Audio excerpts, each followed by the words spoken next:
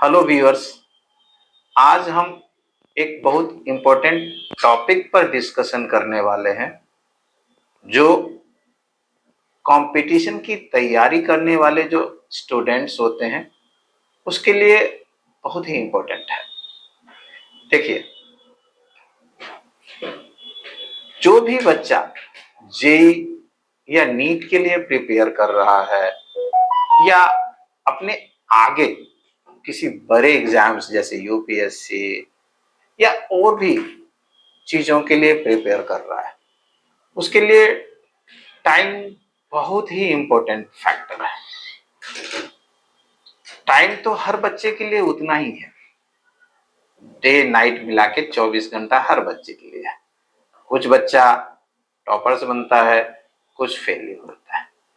Reason है उस time को वो यूटिलाइज कैसे करता है। तो एक इम्पोर्टेंट जो टॉपिक इन बच्चों के लिए आता है कि वो स्कूल कौन सा करें। बहुत सारे लोग कहते हैं अटेंडिंग करो, बहुत सारे कहते हैं नॉन अटेंडिंग करो। कोई उसके मेरिट्स गिनाता है, कोई डिमेरिट्स गिनाता है एंड बहुत सारी बातें। मैंने बहुत सारे वीडियो को एनालिसिस किया इसके बेसिस पर, अटेंडिंग नॉन अटेंडिंग, और मैंने पाया कि कोई भी वीडियो ऐसा नहीं है जो उसके हर एस्पेक्ट को टच कर रहा हो, हर एक इंफॉर्मेशन दे रहा हो और कंप्लीट इंफॉर्मेशन मिल जाए जिससे पेरेंट्स और स्टूडेंट्स डिसाइड कर पाए कि क्या करना चाहिए। तो बहुत सारे वीडियो को एनालिसिस करने के बाद मैंने फिर ये डिसाइड किया कि एक ऐसा वीडियो बनाएं जिसमें मेरा जो 25 साल का टीचिंग एक्सपीरियंस है और भी बहुत सारे एक्सपीरियंस है, उसके बेसिस पर लोगों को मैं एक सही सलाह दे सकूं, सही गाइड कर सकूं कि उन्हें क्या करना चाहिए, जिससे उनके बच्चे डॉक्टर इंजीनियर इजीली बन सकें, आसानी से कंपटीशन फेस कर सकें। चलिए आते हैं टॉपिक पर, attending and non attending school.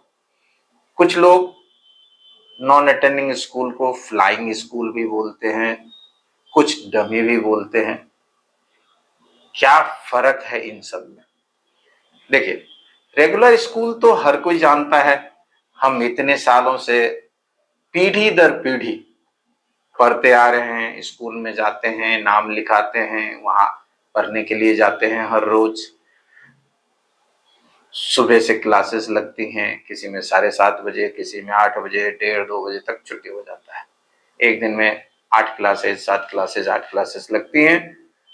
फिर हमें होमवर्क दिया जाता है, बहुत सारी चीजें एक्स्ट्रा एक्टिविटीज कराई जाती है, फिर कुछ पर्टिकुलर पीरियड के बाद टेस्ट होता है एंड सो चीजें होता है, ये सभी जानते हैं। नॉन अटेंडिंग स्कूल बहुत सारे लोगों के लिए यह है कि ये क्या होता है, पता नहीं क्या प्रॉब्लम होंगी, सही भी है या गलत भी है एंड सो।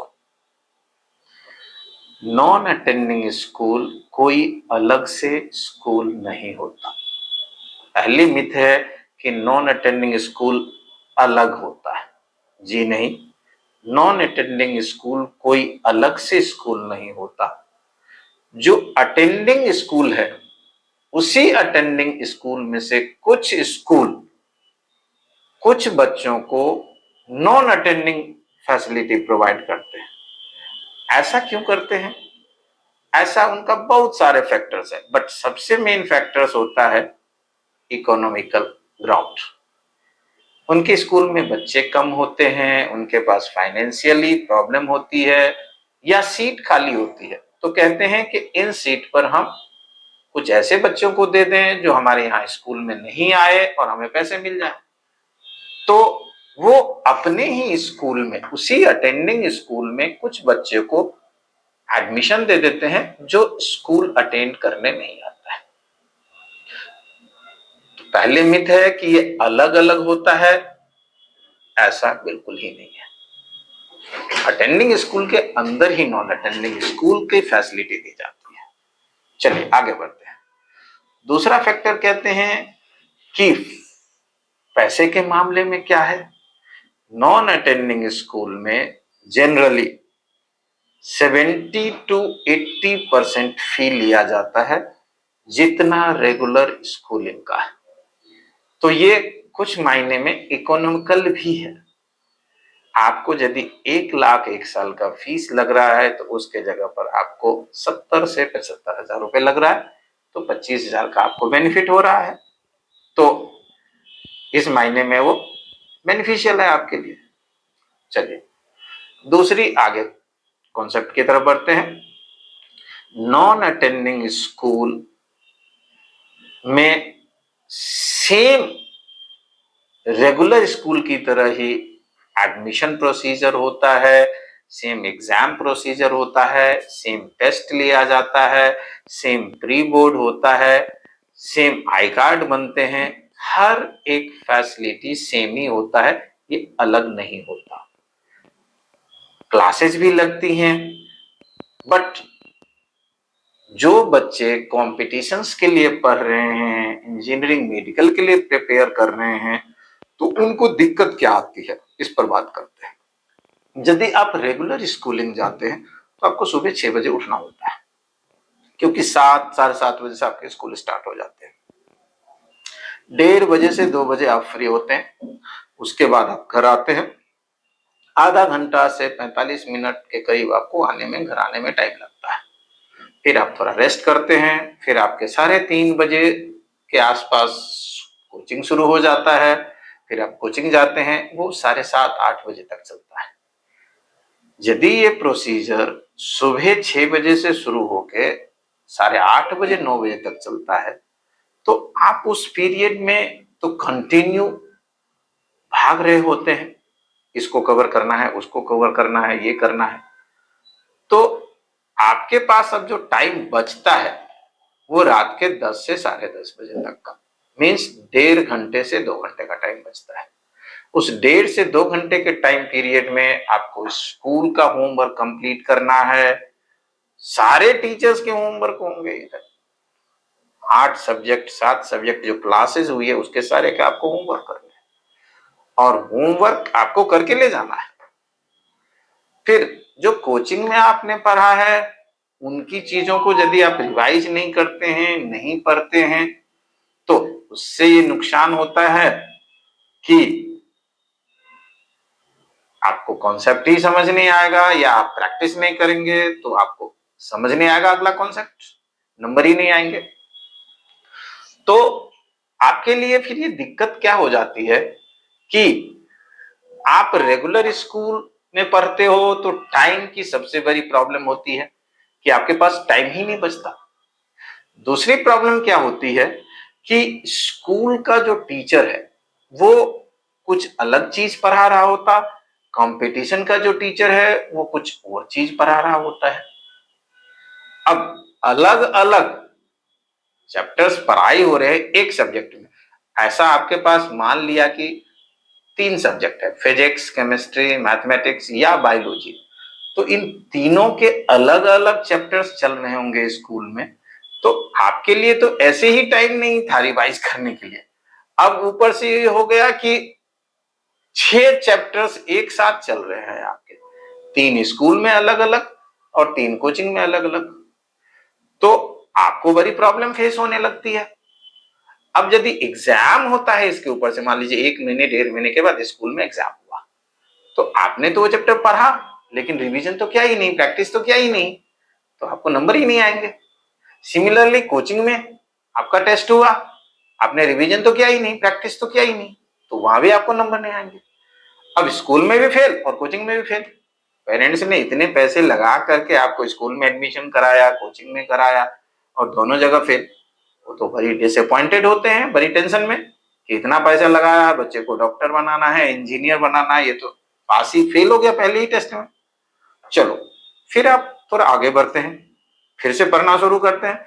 फिर दूसरा आपका टर्मिनल होता है, 2 महीने 1.5 महीने के बाद कोचिंग में भी टेस्ट होता है, फिर सेम कहानी रिपीट होती है। और ज्यादा डिसअपॉइंटेड होता है। फिर उसके बाद जब तक हाफ ईयरली आ जाता है, बच्चा अपने हाथ खड़े कर देता है कि अब या तो मेरा स्कूल छुड़वाओ या मेरा कोचिंग छुड़वाओ, मेरा दोनों होना नहीं है। समझे? पेरेंट्स भी डिसअपॉइंटेड कि कहां तो सपने थे डॉक्टर इंजीनियर बनाने और कहां यहाँ सीबीएसई में ही पास नहीं हो रहे हैं। तो इसके बाद एक को छोड़ दिया जाता है। जो बच्चे कंटिन्यू करते हैं तो अब वो पेरेंट्स थक हार करके कहते हैं चलो जैसा करना है करो। फिर बच्चा फिर कोचिंग जाता है, स्कूल जाता है, समझ तो आ ही नहीं रहा है। वो थोड़े दिनों के बाद डिसअपॉइंटेड वो करके वो भी गिव अप कर देता है। तो अब कंपटीशन पास करना छोड़ दिया उन्होंने, टारगेट से ही हटा दिया। जस्ट अब बहे जा रहे हैं, एक धारा में कहते हैं कि बहे जा रहे हैं, टारगेट तो कोई है ही नहीं। चलिए, एक और प्रॉब्लम क्या होती है स्कूल और कोचिंग के साथ। स्कूल के जो टीचर होते हैं ना, वो कॉन्सेप्ट के अकॉर्डिंग नहीं पढ़ाते, और जो कंपटीशन वाले हैं वो कहते हैं मैं कॉन्सेप्ट के अकॉर्डिंग पढ़ाता हूं, या पढ़ाते भी हैं। तो स्कूल का टीचर और कोचिंग का टीचर यदि सेम चीज भी पढ़ा रहा है ना, तो उसमें कॉन्फ्लिक्ट होता है। स्कूल का टीचर अपनी किताब की लिखी चीजों को एकदम बिल्कुल बाइबल की तरफ मान के चलता है, उसको अपना तो उतना समझ है नहीं।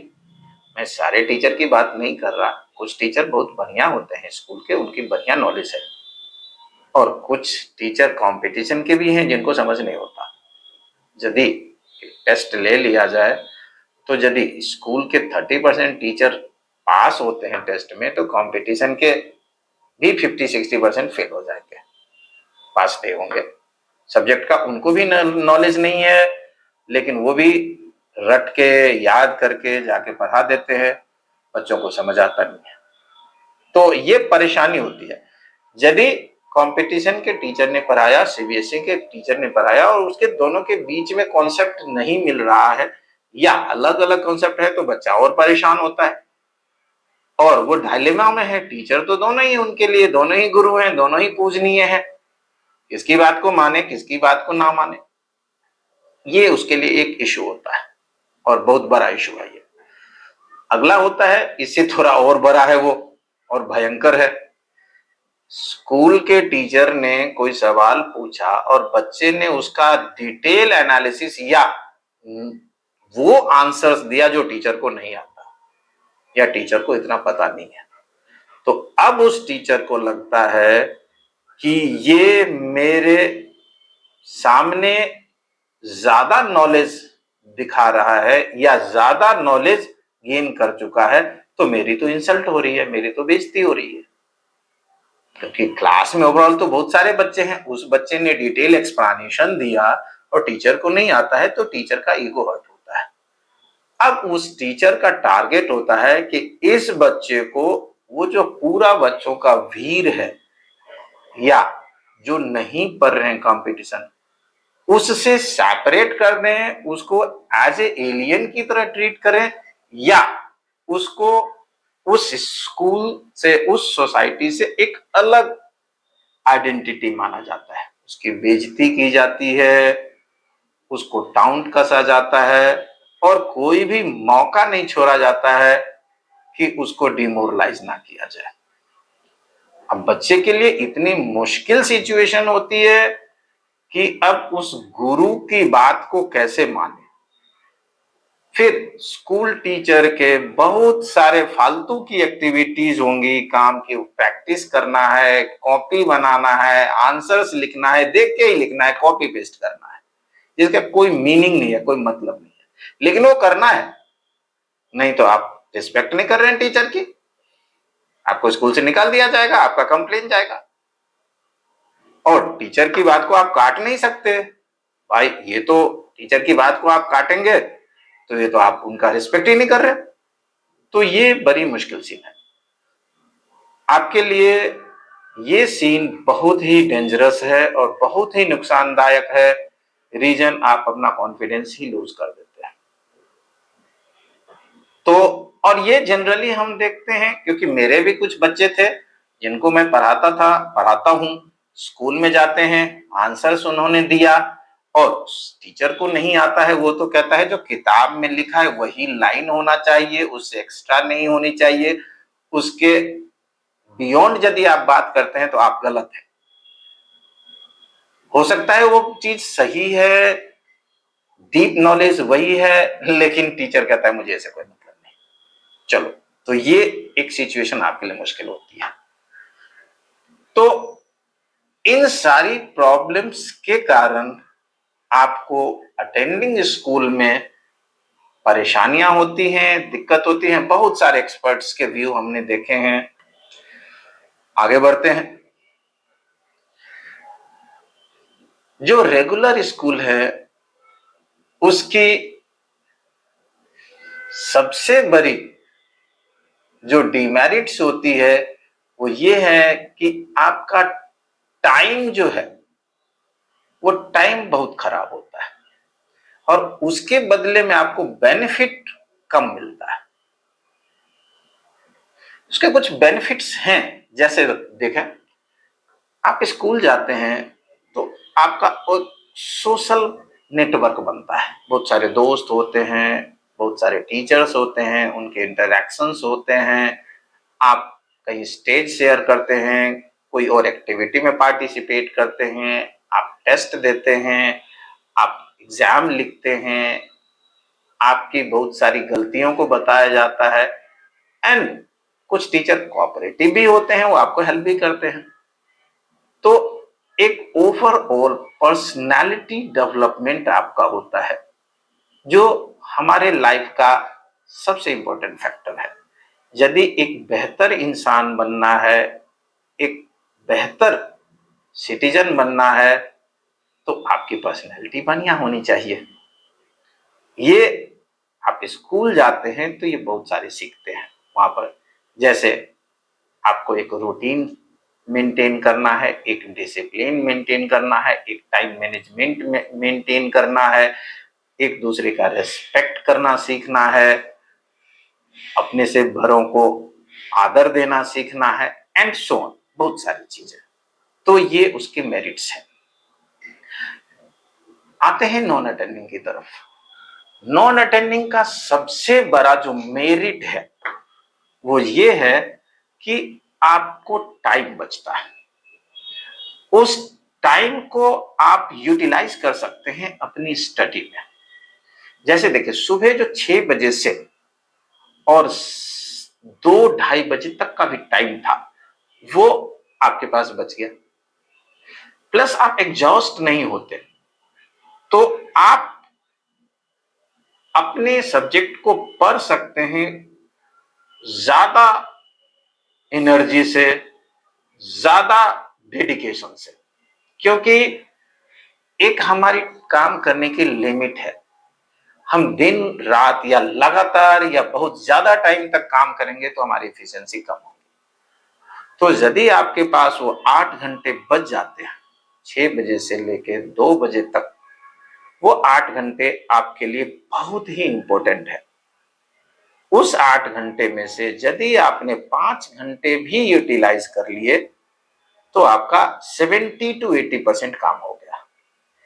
अब आपकी क्या क्या प्रॉब्लम सॉर्ट आउट हो जाएंगे। देखिए, आपको स्कूल नहीं जाना, आपको कोई एक्स्ट्रा एक्टिविटीज नहीं करना है, ना आपको कॉपी लिखना है, न और पार्टिसिपेशन किसी में करना है, न और एक्टिविटीज। आपको जो टीचर वाला बोधरेशन था कि सीबीएसई वाला स्कूल का टीचर अलग पढ़ा रहा है और कंपटीशन वाला अलग पढ़ा रहा है, ये खत्म। टीचर का ईगो, टीचर की बोधरेशन, टीचर का कॉन्फ्लिक्ट जो था आपके साथ, वो भी खत्म। अब आप सिर्फ कॉम्पिटिटिव वाले पार्ट पे फोकस करते हैं, तो आप उसमें बढ़िया करने लगते हैं। अब कुछ पेरेंट्स की ये हमने कंसर्न देखा है कि वो कहते हैं सर, सीबीएसई यदि नहीं पढ़ेगा, स्कूल नहीं जाएगा तो सीबीएसई का कैसे पढ़ेगा, सीबीएसई की तैयारी कैसे करेगा, और स्कूल जाएगा तो बार बार वहां पर टेस्ट देगा, प्रैक्टिस करेगा तो अच्छे नंबर आएंगे सीबीएसई। ये कॉन्सेप्ट बिल्कुल गलत है। मैं बता दूं, सीबीएसई के अंदर जितने भी बोर्ड के क्वेश्चंस आते हैं वो 95% क्वेश्चंस सीबीएसई के बैक के क्वेश्चंस होते हैं, एनसीईआरटी की बुक का। आप यदि चाहते हैं कि आपको 90% या उससे ऊपर नंबर आए तो आप एनसीईआरटी के बैक का जितना क्वेश्चन है या इन टेक्स्ट जितना क्वेश्चन है आप उसको लिख डालिए, उसके आंसर्स लिख डालिए। और ये 2 बारी आप लिख दीजिए, 3 बारी लिख लीजिए, कुछ कुछ इंटरवल्स के बाद आप देखेंगे आपको कहीं परेशानी नहीं आया। अब कहते हैं कि जैसे कंपटीशन वाले जो पढ़ाते हैं वो तो सीबीएसई का पढ़ा ही नहीं रहे, तो इसका सीबीएसई कैसे तैयारी होगा? इसका मैं सॉल्यूशन बताता हूं। और मैं अपने बच्चों को पढ़ाता हूं तो इसी तरह पढ़ाता हूं और किसी बच्चे को इसमें दिक्कत नहीं आती है। जब आपके कॉम्पिटिशन्स के चैप्टर्स पढ़ाए जा रहे हैं तो एक चैप्टर जैसे 3 दिन 4 दिन 5 दिन लगा करके खत्म हो गया आपका, फिर आप उसको प्रैक्टिस करते हैं, क्वेश्चंस बनाते हैं, डाउट डिस्कशन करते हैं। आप उसके बाद एनसीईआरटी के जितने भी इन टेक्स्ट या बैक साइड के क्वेश्चंस हैं आप उसको साइमल्टेनियसली एक दिन लगा करके लिख लो रिटन में। इससे क्या होगा कि आपका जो जेई और नीट का कॉन्सेप्ट है वो भी स्ट्रांग होगा और साथ में आपका सीबीएसई का भी सेक्शन कंप्लीट हो जाएगा। तो अलग से जो आपको पढ़ने के लिए कोई कह रहा था या फिर से दोबारा पढ़ने था, ये प्रॉब्लम आपका खत्म हो जाएगा। और एक और मिथ है कि सीबीएसई का सिलेबस अलग होता है, कंपटीशन का सिलेबस आता है, ये बिल्कुल ही गलत है। सीबीएसई और कंपटीशन में 90% कोई फर्क नहीं होता, सिर्फ 10% सेक्शन है ऐसा जहां पर फर्क होता है। सीबीएसई एक बेसिक नॉर्मल कॉन्सेप्ट है, किसी भी चीजों के बारे में एक स्मॉल या कम इंफॉर्मेशन पूछता है, सीधा सीधा सवाल पूछता है, बार बार वही पूछता है। कंपटीशन उसे ट्विस्ट करके पूछता है। कंपटीशन में उसका डिटेल नॉलेज होना आपको जरूरी है, तभी आप बना पाएंगे। एक सिंपल सा एग्जांपल लेता हूं, ये पेन है, ये पेन देखिए, हम सीबीएसई में पढ़ते हैं पेन क्या है और इसका क्या फंक्शन है। हम किसी बच्चे को जिन्होंने पेन देखा ही नहीं है हम ये पढ़ा देते हैं पेन एक इंस्ट्रूमेंट है जो लिखने के काम आता है, रट लो, पेन एक इंस्ट्रूमेंट है लिखने के काम आता है। अब वो बार बार हर साल यही आएगा, पेन क्या है, इसका क्या फंक्शन है। किसी को भी रटवा दीजिए, पेन एक इंस्ट्रूमेंट है लिखने का काम आता है, दैट्स ऑल, वो लिखता रहे, नंबर मिलते रहेंगे।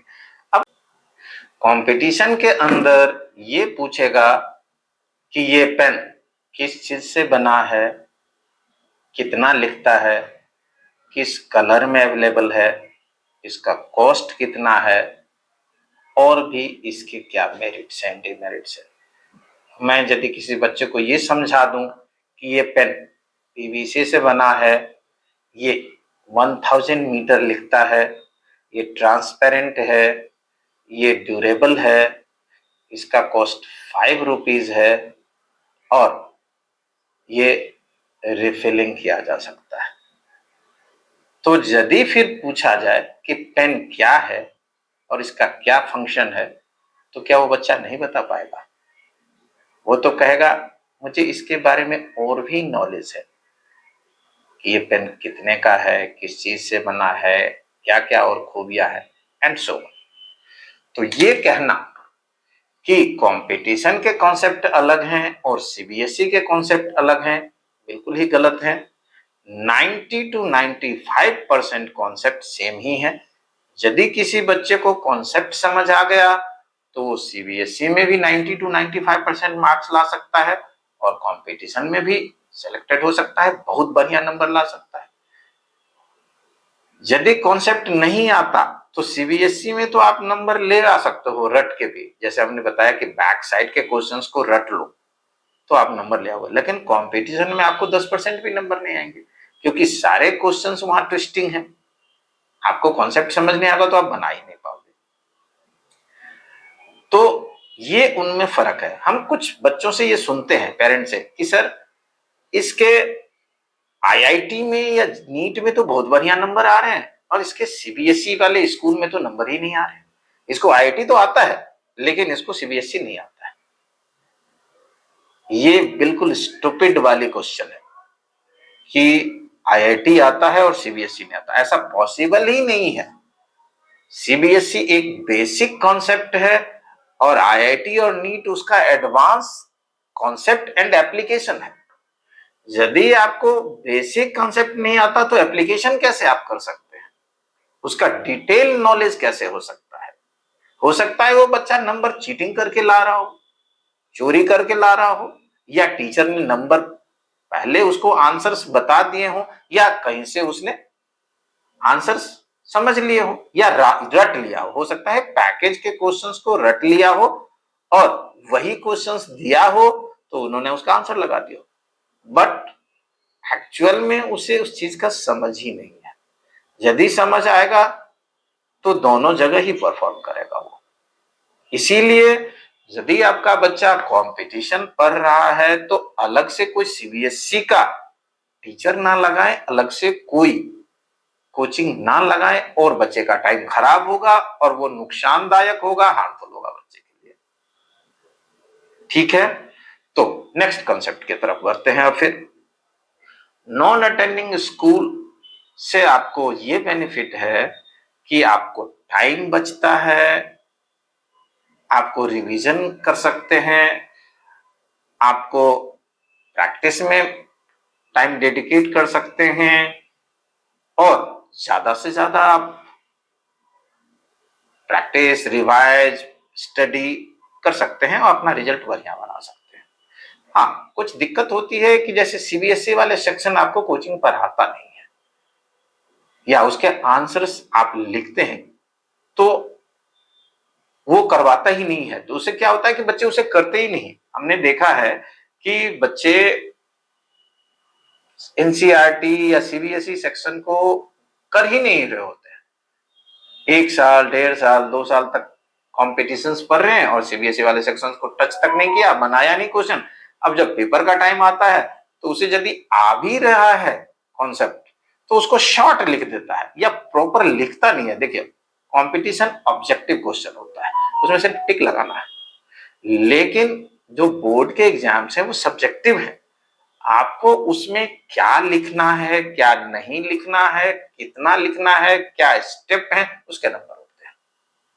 तो ये चीजें मैंने पहले भी बताया कि आप यदि साथ साथ कर लेते हो कि कंपटीशन का जो जो चैप्टर पढ़ाया जा रहा है आप उसके बैक साइड के उसी चैप्टर्स के एनसीईआरटी क्वेश्चन खुद से लिख लो, आप उसको चेक करा लो, तो आपका ये काम कंप्लीट हो जाएगा और बहुत बेनिफिशियल होगा आपके लिए। तो इस तरह आप कर सकते हैं। नेक्स्ट पॉइंट की तरफ बढ़ते हैं। कहते हैं कि नॉन अटेंडिंग स्कूल जो है वो लीगल है या इलीगल है, इसको लेकर के बहुत सारे क्वेश्चंस मेरे पास आते हैं, पेरेंट्स आते हैं और कहते हैं कि sir non attending school illegal है, करेंगे फंस जाएगा, बच्चे का करियर बर्बाद हो जाएगा। मैं इस बात पर फोकस करना चाहूंगा। देखिए, लीगल और इलीगल की बात उस ऑब्जेक्ट के लिए होती है जो एग्जिस्ट करता है। एक एग्जाम्पल लिया, ये मेरा मोबाइल है, ये किसी ने चुरा लिया, तो हम पुलिस के पास जाते हैं कि इसने मेरा ये सामान चोरी कर लिया है और इसके लिए इसके ऊपर कार्रवाई की जाए, उसे पनिशमेंट दिया जाए या सो ऑन। हमारे पैसे चुरा लिए, हमारा कोई सामान चुरा लिया एंड सो ऑन, या बहुत सारी चीजें। नॉन अटेंडिंग स्कूल एक्चुअल में होता ही नहीं है। नॉन अटेंडिंग स्कूल फॉर्मल में होता ही नहीं है। ये एक इनफॉर्मल वे है। हम नॉन अटेंडिंग स्कूल को एक वर्ड के तौर पर जनरेट किए हैं, एक्चुअल में होता ही नहीं है। चाहे नॉन अटेंडिंग हो, चाहे डमी हो या फ्लाइंग हो, ये एक ही चीज है। ये सारे रेगुलर स्कूल ही है, बस इसमें हम ये करते हैं कि हमारा नाम लिखा जाता है स्कूल में, स्कूल की चीजों को यूज नहीं करते हैं, अवेल नहीं करते, जैसे उनकी क्लास करना, टेस्ट देना, उनकी एक्टिविटीज को करना, ये सारी चीजें नहीं करते हैं। कागज पर हमारा अटेंडेंस बन रहा होता है, हमारी सारी एक्टिविटीज शो हो रही होती है और हम रेगुलर स्टूडेंट ही शो होते हैं। नॉन अटेंडिंग ना तो कोई स्कूल होता है और ना कोई एडमिशन होता है, ये सारे रेगुलर है। इसीलिए ये मिथ कि नॉन अटेंडिंग इलीगल है या लीगल है, ये बेसलेस है। नॉन अटेंडिंग कोई स्कूल नहीं होता और कोई लीगल और इलीगल का कॉन्सेप्ट ही इसमें नहीं लगता। हाँ, फिर सीबीएसई क्या करता है, ऐसे कुछ स्कूलों में यदि उसे इंफॉर्मेशन मिलता है कि नॉन अटेंडिंग है तो चेकिंग करता है कि बच्चा उसमें आ रहा है या नहीं आ रहा है, और यदि उसको अटेंडेंस में या किसी चीज में कोई ऑफ द वे रूल के बियॉन्ड जाकर के कोई एक्टिविटी लगता है तो उस बेसिस पर स्कूल पर कार्रवाई होती है, ना कि नॉन अटेंडिंग के बेसिस पर। डॉक्यूमेंटेशन नहीं है, किसी बच्चे का फर्जी डॉक्यूमेंटेशन है, या और भी बहुत सारे फैक्टर्स हैं, बट नॉन अटेंडिंग के बेसिस पे कोई उस पे इलीगल वर्क नहीं होता है या इलीगल कोई उस पे रूल्स रेगुलेशन इम्प्लीमेंटेशन ये सब नहीं होते हैं। तो ये चीजें बिल्कुल दिमाग से निकाल दें कि लीगल और इलीगल की बात। मैं एक सिंपल से एग्जांपल से बताता हूँ। हम किसी होटल में जाते हैं, हम खाना ऑर्डर करते हैं, उसमें बहुत सारी चीजें देता है, हम उसमें से कुछ चीजें अच्छा लगता है तो खा लेते हैं, कुछ चीजें अच्छा नहीं लगा छोड़ देते हैं। उसके लिए हमें पनिशमेंट नहीं दिया जाता है, ये नहीं कहा जाएगा कि ये इलीगल है, आपको अब जेल जाया जाए या पेनल्टी लगाई जाए या अदर्स। उसी तरह स्कूल की कुछ चीजें हमें अच्छी लगती हैं या हमारी जरूरत है तो इसीलिए हम उसे अवेल करते हैं। कुछ चीजें हमें लगता है कि नहीं है बढ़िया तो हम उस चीजों को नहीं करते। फॉर्मल वे में वो हम करते हैं, कागज पर अटेंडेंस लगता है, कागज पर सारी चीजें शो की जाती है, बट इनफॉर्मल में सिर्फ स्कूल और बच्चा या उनके पेरेंट्स को ही पता होता है कि बच्चा स्कूल नहीं जा रहा है और ये नॉन अटेंडिंग है। तो इसीलिए इस दुविधा को या ये जो आपका डायलेमा है इसको आप हटाएं और लीगल इलीगल के इश्यूज से बाहर निकलें। चलिए नेक्स्ट टॉपिक पर फिर डिस्कस करते हैं।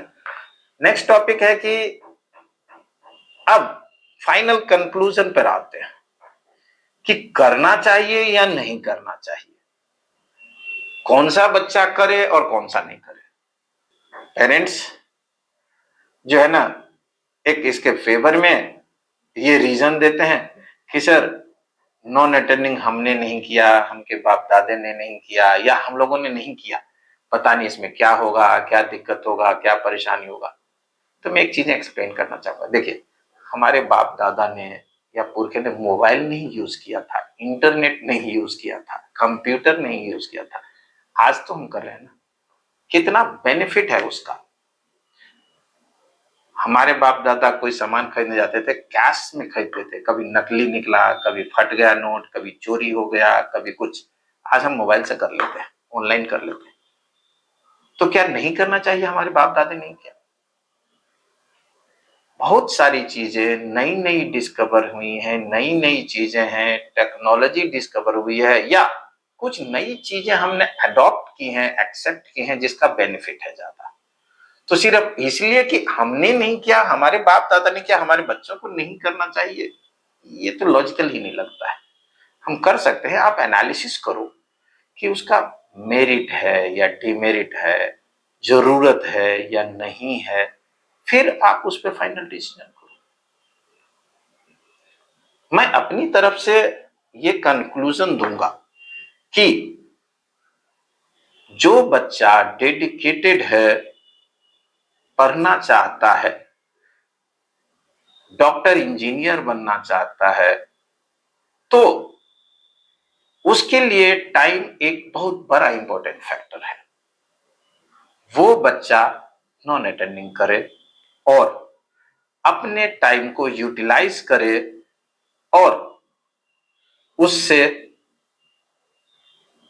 प्रैक्टिस करे, रिवीजन करे, डाउट डिस्कशन करे एंड सो ऑन, और बढ़िया नंबर लाए। वो बढ़िया रैंक ला सकता है। मैंने ही देखा है कि मेरे कोचिंग में ही फर्स्ट अटेम्प्ट में ही बच्चा 29 रैंक लाया है, नीट में, एम्स में सेलेक्टेड हुआ है। 11th रैंक लाया है, एडवांस में सेलेक्टेड हुआ है फर्स्ट अटेम्प्ट में। और जो स्कूल जा रहे थे वो दूसरे तीसरे अटेम्प्ट में जाकर पास हुए। मैं ये नहीं कह रहा हूं कि आप नॉन अटेंडिंग कर लेंगे तो आप बढ़िया रैंक ले आएंगे। आप उस टाइम को यूटिलाइज कैसे करते हो इस पर डिपेंड करता है। यदि आप नॉन अटेंडिंग कर रहे हो तो मेरा कहना है कि आप उस टाइम को यूटिलाइज करो, तब उसका कोई मतलब है, और तभी करें नॉन अटेंडिंग। अदरवाइज क्या होगा, यदि आप डेडिकेटेड नहीं है, आप डिसिप्लिन नहीं मेंटेन करते हैं, तो आप उस टाइम को सोने में, मोबाइल में, अपने सोशल दोस्तों के साथ या अदर एक्टिविटी में वेस्ट करना शुरू कर दोगे।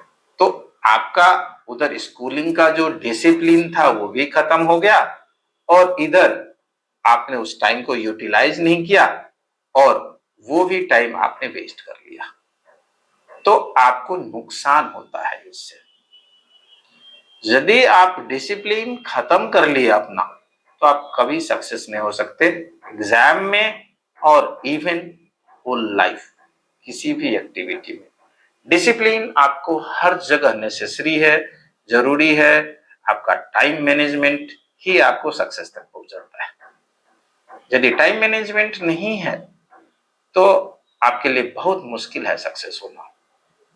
आप 5 घंटा पर हो, 6 घंटा पर हो, 8 घंटा पर हो, 10 घंटा, ये टाइमिंग मायने नहीं है, लेकिन जितनी टाइम आप पर है, जो आपके वर्क हैं उसे कंप्लीट करना है आपको, और परफेक्टली कंप्लीट करना है। ये नहीं कि दिखाने के लिए आप कंप्लीट कर रहे हो, इसे रिजल्ट नहीं आएगा। तो रिजल्ट के लिए आपको अपने सिलेबस को कम से कम 3 बार पढ़ना होगा, रिवीजन करना होगा, प्रैक्टिस करना होगा, डाउट डिस्कशन करने होंगे एंड सो ऑन। तो ये डिसीजन मैं आप पे छोड़ता हूं कि आपको अटेंडिंग करना चाहिए या नॉन अटेंडिंग करना चाहिए, क्योंकि मैंने सारी इंफॉर्मेशन आपको दे दी है कि अटेंडिंग के क्या मेरिट्स हैं, क्या डिमेरिट्स हैं, नॉन अटेंडिंग के क्या मेरिट्स हैं और क्या डिमेरिट्स हैं। आप किस कैटेगरी में आते हो, आपके लिए कौन सा फिट बैठता है, ये आपको डिसाइड करना है। मैं कोई अपनी तरफ से डिसीजन दूं तो हो सकता है वो आपके लिए नुकसानदायक भी हो सकता है फायदेमंद भी हो सकता है। और पेरेंट्स भी इस बेसिस पे डिसीजन ना लें कि हमने नहीं किया था, बच्चों के लिए करेंगे, कैसे करेंगे, नुकसानदायक होगा, इस तरह एक मतलब किसी की कही कही बात पर या कहीं से सुनी हुई बात को लेकर के डिसीजन ना करें। मैंने ही बहुत सारे पेरेंट्स को देखा है।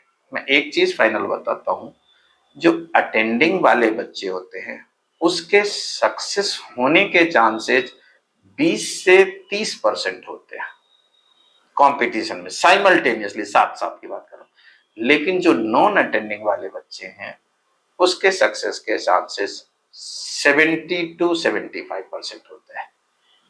ये एक्सपीरियंस जो 25 साल का मेरा है, मैंने 25 साल से जेई और नीट वाले को पढ़ाए हैं और हजारों बच्चों का सिलेक्शन कराया है। उस बेसिस पर मैं कह रहा हूं, ये नहीं कि किसी से सुन के कह रहा हूं। तो ये डिसीजन मैं आप पे छोड़ता हूं, आपको क्या करना है।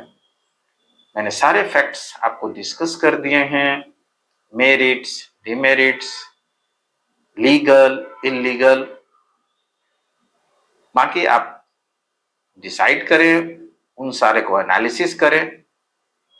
यदि फिर भी आपको लगता है कि कुछ इंफॉर्मेशन आपको और चाहिए और कुछ चीजें मैंने इसमें नहीं बताई हैं, तो आप मुझे फोन कर सकते हो। नीचे दिए गए नंबर है, उस पे आप मुझे फोन कर सकते हो, व्हाट्सएप कर सकते हो। मिलते हैं फिर नेक्स्ट वीडियो में किसी और नए टॉपिक के साथ। यदि आप चाहते हैं कि कुछ और टॉपिक पे आपको हो सकता है इंफॉर्मेशन फायदेमंद हो जाए या उसकी जरूरत हो आपको और वो मिस ना हो जाए, तो आप हमारे चैनल को सब्सक्राइब भी कर सकते हैं। और यदि आपको अच्छा लगा हो, इंफॉर्मेशंस आपके लिए बेनिफिशियल रहा हो, तो आप लाइक भी कर सकते हैं। मिलते हैं नेक्स्ट वीडियो में